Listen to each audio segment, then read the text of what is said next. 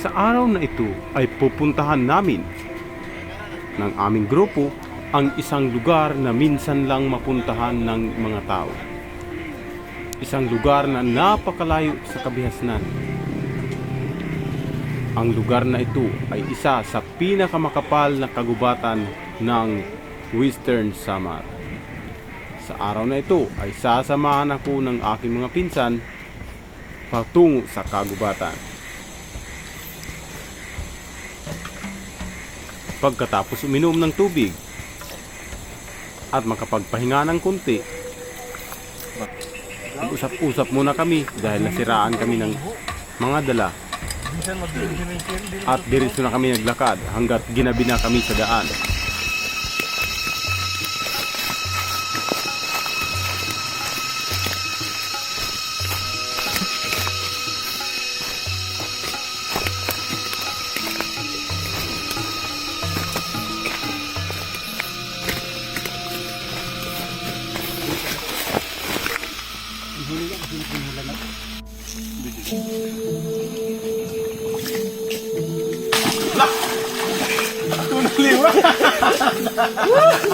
Tira kami ng dua.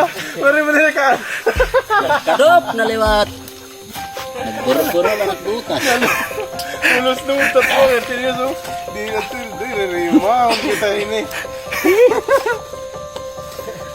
Nakamidyo pa guys. Termina kita na namun dua. Huyang kami dua kanina magdua na. Trabaho. May ice ang tubig dito, oh. Grabe, may ice. So yan, naka 3 oras na kami sa kanila ko to. Nasa gitna kami ng gubat. Tapos may sapa dito. Inom tayo. Grabe, may ice pa dito sa sapa. May ice.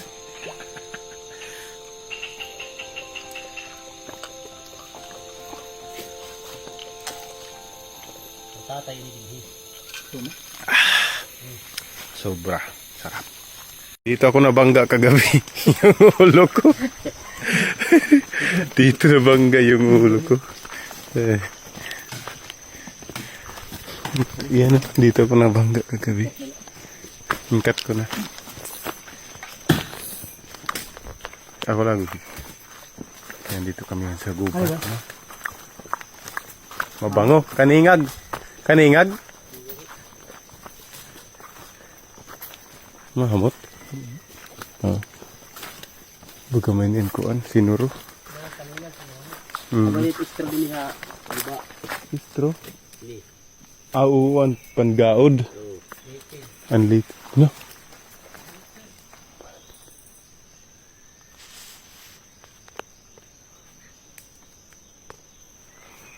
Unggoy. Diri. Unggoy ba? Unggoy. Unggoy daw.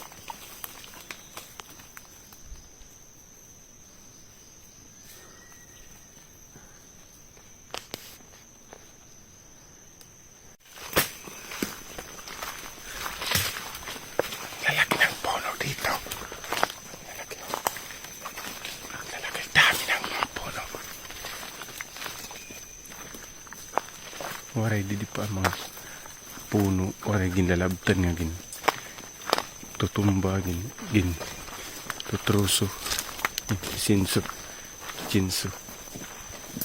Talagang virgin forest. Ito ay pinupuntahan lang ng mga tao para mangaso, pero hindi ginagalaw ang mga puno. Nasa gitna kami ng kagubatan pero mga patag dito. Napakalawak na kapatagan. Yan.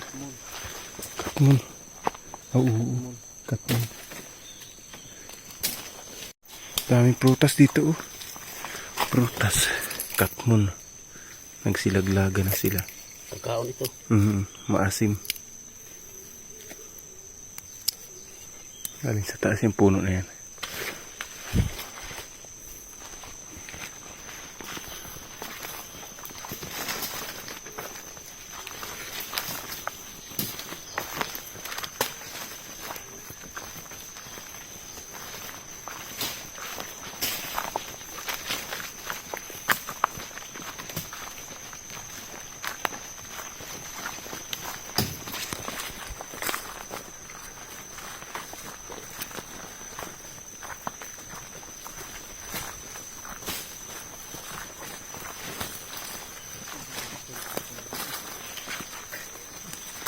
Siya daw, kay kagabi nagtigamnan ko yun.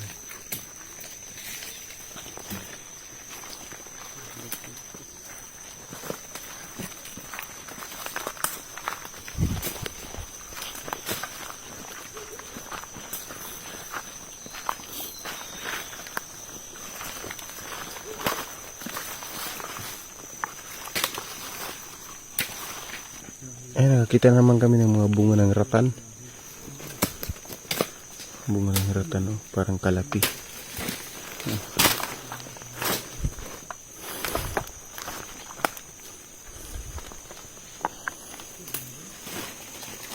Parang itlog ng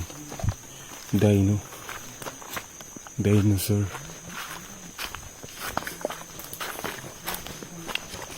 Makikita mo, dami ng activity ng mga baboy dito sa gubat. Ano kadad kunti unog? Ano? Kanyang footprint. Sa baboy yan. Sa baboy yan, ah. Klaro.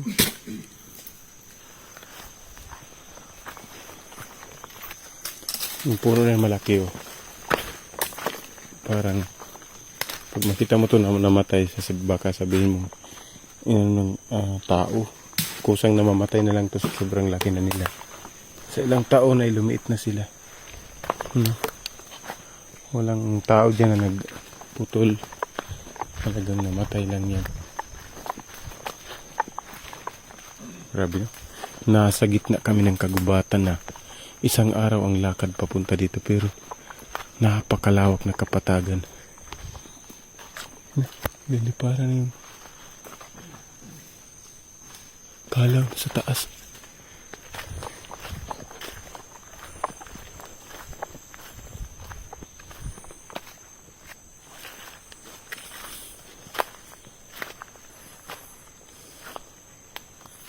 Sirip ka din, eh.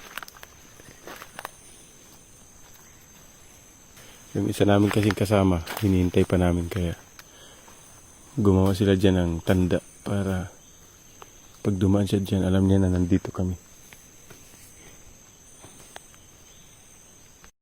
Isa sa ulam namin dito ngayon sa gubat ito.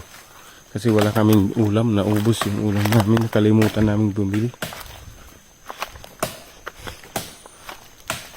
May tawag na bagsang.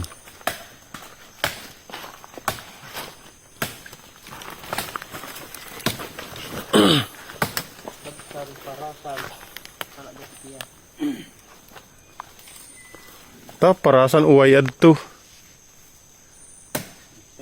Uway ang parasan. Pag-video ka para ako na yun, rin na korte pag-video. May titigaman pa. May susurat.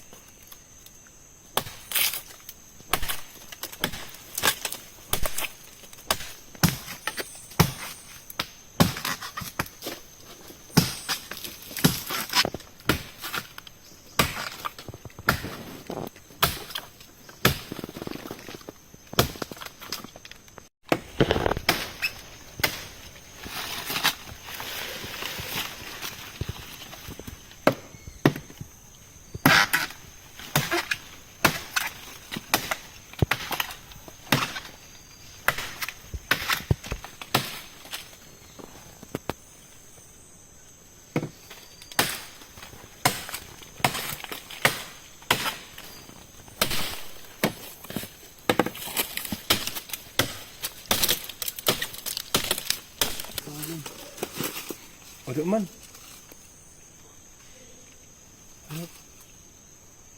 Kita? Oh iya, ada tuh. Iya.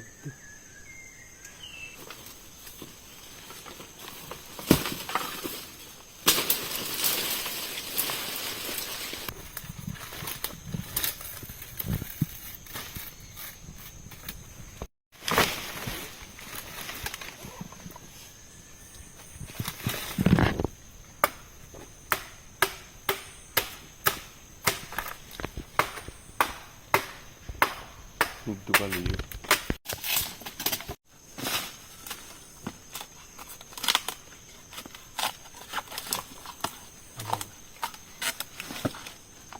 Aku mau buka kau. Hindi pa.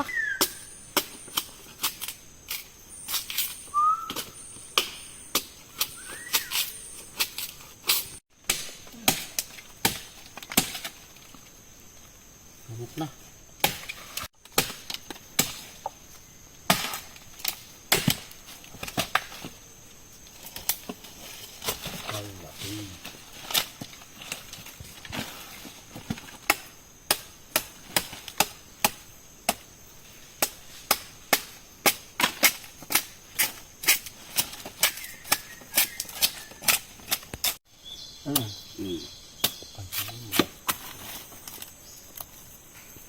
Diretso na lang ni parot para matiros.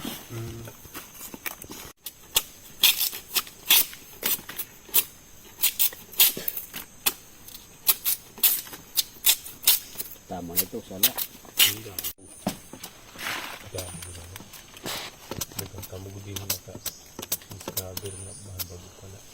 Ito. Din higay-dikin maaring hikuan, palusutan.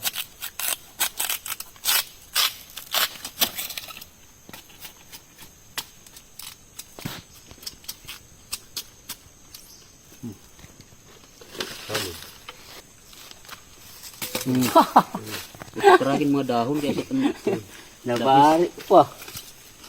May itong dabis ang mga dahon-dahon. Akan ngay.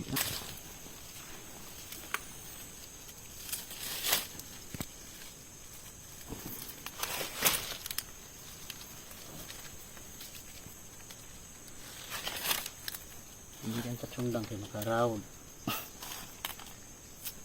Ipaglaba. Ito. Lipot na.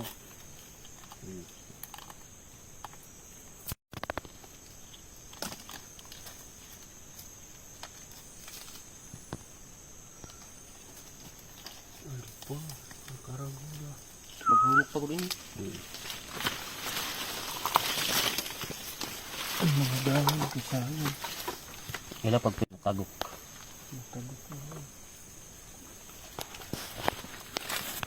Ito.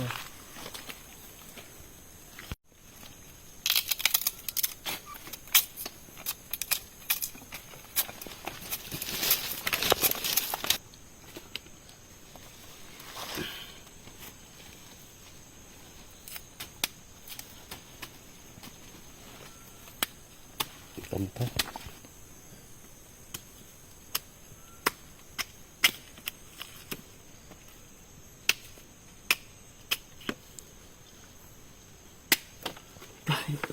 Malpak, nahulog pa.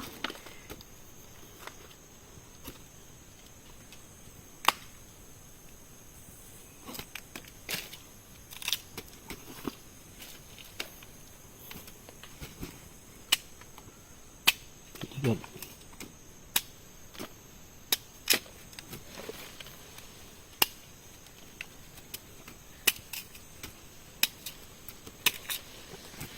Hindi na tan pwede.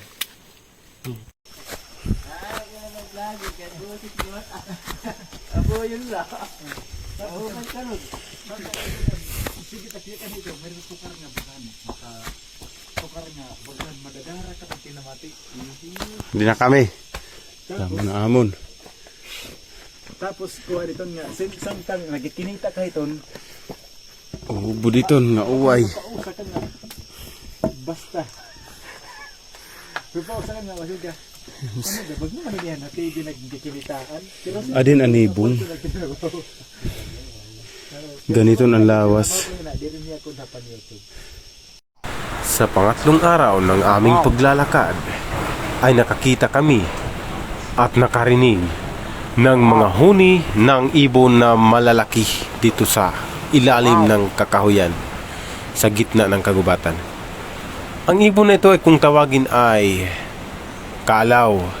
Sila ay isa sa mga malalaking ibon na nakatira at nananatili dito sa kagubatan. Oh, tao.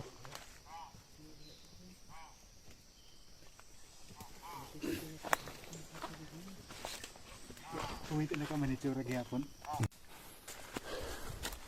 Nagpatuloy ang aming paglalakad hanggat nakaabot kami sa isang napakatarik na bundok.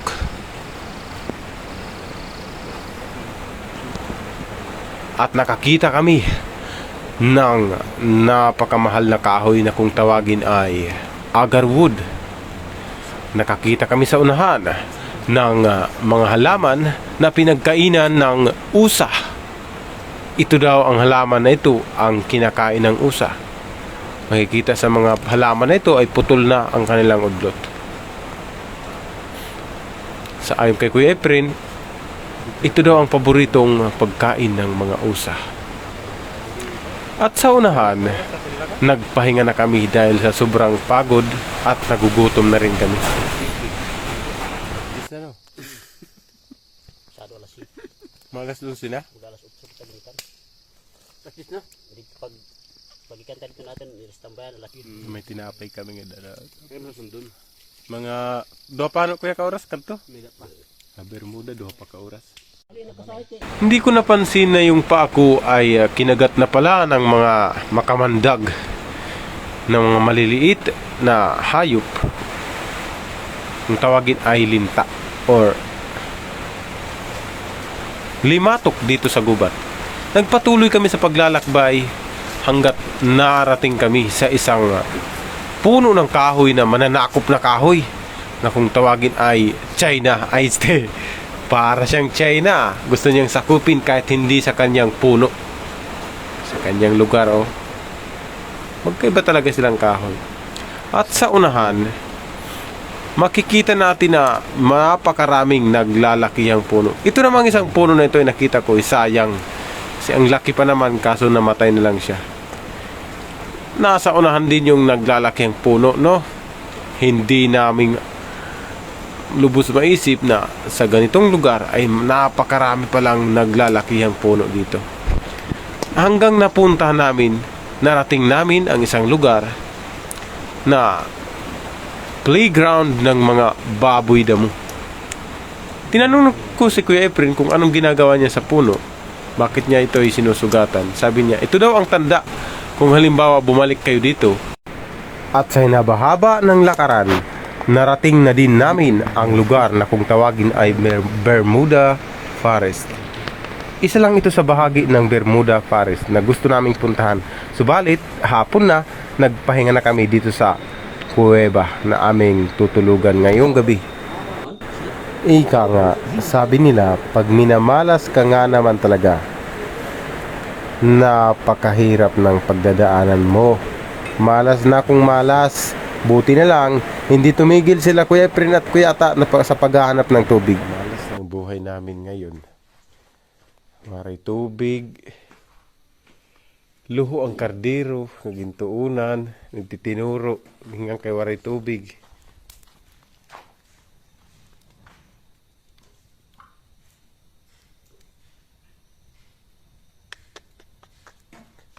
Anamo dito tubig yan na. Sa salog na kami dito.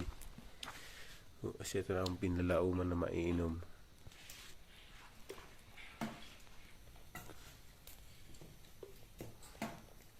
Hala. Sulog ng tubig. Napuro na pagod. Adoy, mauubos daw. Kuha na, anay. Hauna na gud kay huhubsan gud kay kasulog ang tubig. Ano? Ano? Oo. Hubsan na ito.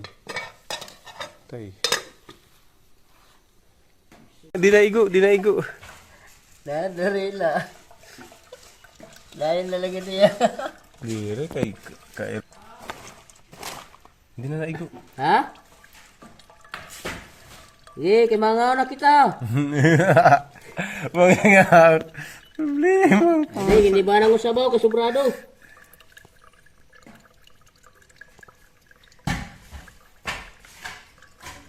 May dala ko niya tulo sa mga tabito lo. Problema to.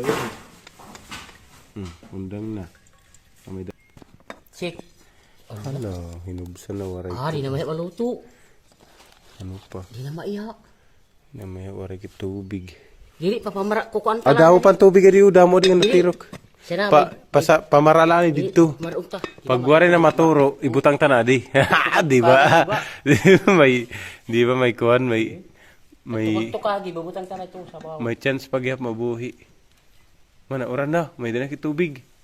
Hala, manalo kita kabay palungan. Pag tukagi, siya na nato nabubutang adi. Daw. Daw, sayang gumawa ka ng maray kakarag. So yan, sabon namon kay ang tubig kanina naturo. Wala, waray na. Ito na, ubos ng tubig. Tumuro liwat. Sumuro. Oo. Hala ka? Dali, dali. May da pa ibang nga tubig? May da pa kami tubig.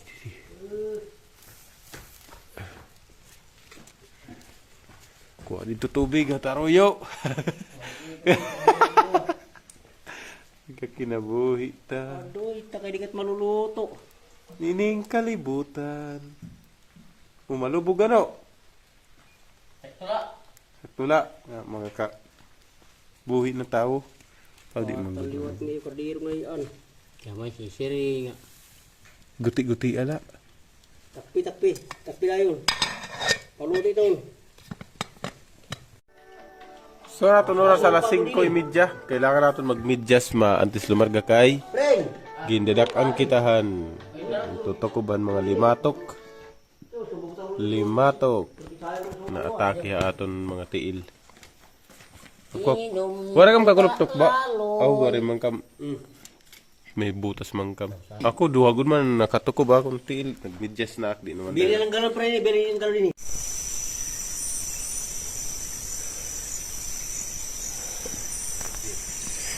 Grabe, may ganito pala dito sa gitna ng kagubatan. No? Grabe ganyan. Tapos ang mga kahoy, di ka maniniwala sa dagat. Miyapi. No? Mga miyapi, oh. Talagang pagdating dito sa baba, miyapi ang puno.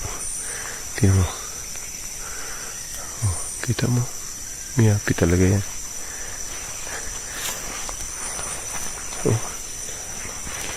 Parang ano, paradise. Ano pa dito, may lugar pa dito sa unahan na patag. Maganda daw.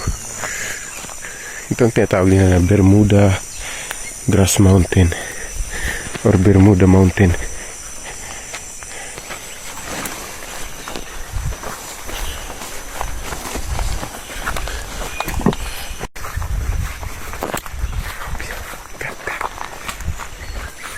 Biruin mo, isang araw na lakaran bago ka makarating dito.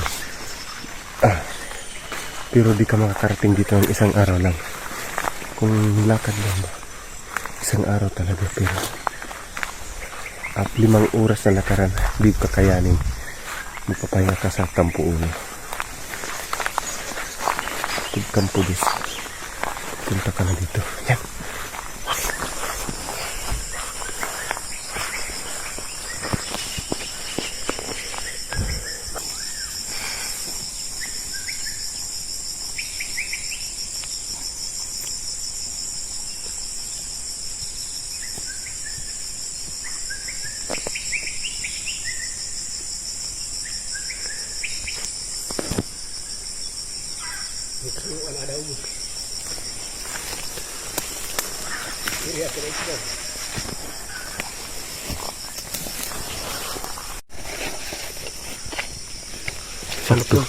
Sakto na, adlaw na. Ano yan?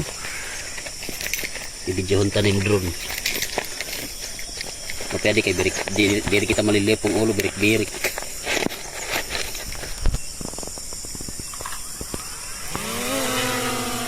Home point updated.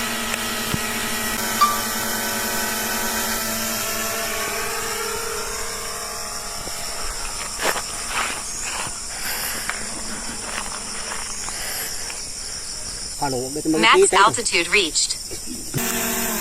Landing.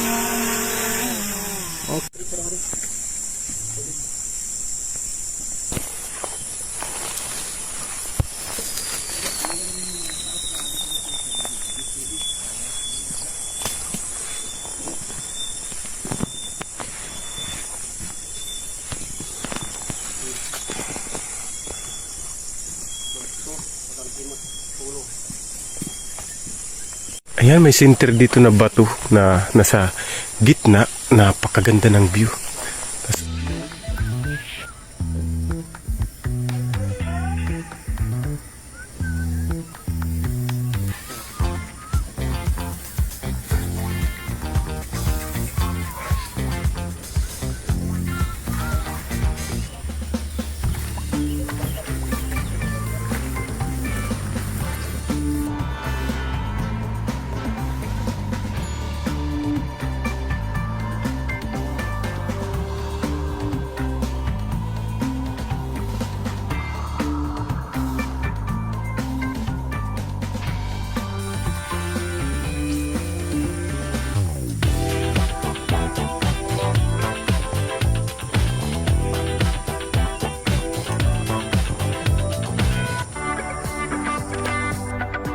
Ano yung kalbo mo?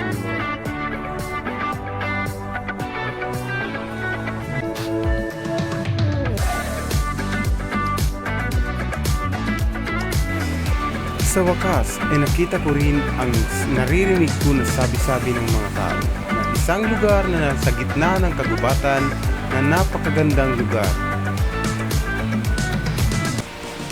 At ito ay hindi ko makakalimutan hanggang sa aking pagtanda.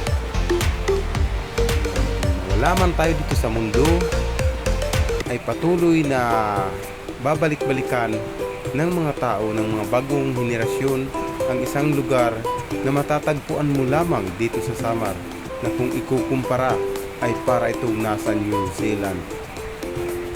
Hanggang sa muli, ako si Roberto Cabubas aka Boy Dangas na nagsasabing mahalin ang kapaligiran at huwag mo itong sirain dahil babalik din sa atin ang kabutihan kung ano ang ating ginawa sa ating kapaligiran. Maraming salamat sa mga sumusubaybay sa ating YouTube channel. At huwag niyo akong kalimutan i-subscribe at i-share. Maraming salamat po mga kadangas.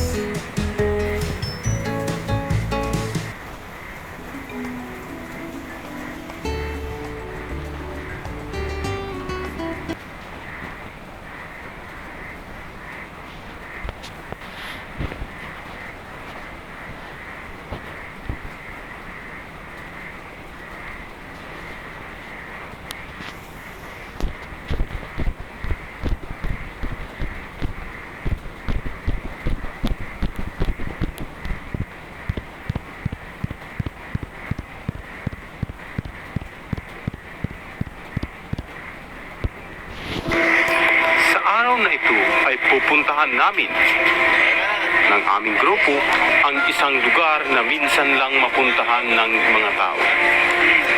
Isang lugar na napakalayo sa kabihasnan. Ang lugar na ito ay isa sa pinakamakapal na kagubatan ng Western Samar. Sa araw na ito ay sasamahan ako ng aking mga pinsan patungo sa kagubatan. Pagkatapos uminom ng tubig at makapagpahinga ng konti, usap-usap muna kami dahil nasiraan kami ng mga dala at diretso na kami naglakad hanggat ginabi na kami sa daan.